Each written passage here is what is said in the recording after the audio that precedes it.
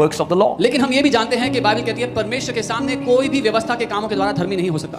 No flesh means no flesh. Not even Moses who wrote it. कोई भी इंसान, कोई भी व्यक्ति नहीं, मूसा भी नहीं जिसने लिखी थी व्यवस्था। That's why even though Moses brought the law, he was not able to fulfill the law and thereby he could not enter the land of promise. और हालांकि मूसा ने ही व्यवस्था दी थी, लेकिन वो खुद उस व्यवस्था को पूरा नहीं कर पाया और इसी कारणवश वो वायदे के देश में प्रवेश नहीं कर पाया। Okay?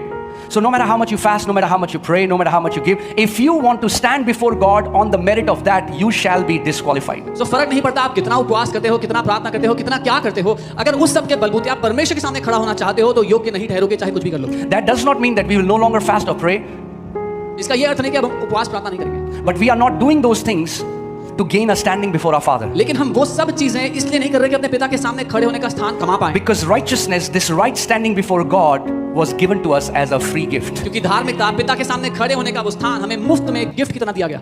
Amen. I can stand before my heavenly Father without the sense of guilt, without the sense of any inferiority or fear, because of the blood. I was washed by the blood of Jesus. I was made clean. I was made a new creation. I was made a son, and now I have an open access to go before my Father. मैं अपने स्वर्गीय पिता के सामने बिना किसी दोष, बिना किसी डर, बिना किसी हीन भावना के खड़ा हो सकता हूं, उस लहू की वजह से जो मेरे लिए बहाया गया, जिससे मैं धोया गया, मैं निर्दोष पवित्र किया गया। Amen.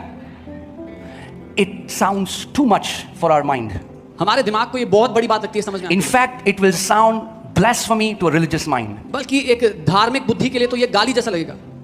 Are you ready? Now you can stand before God as if you never sinned.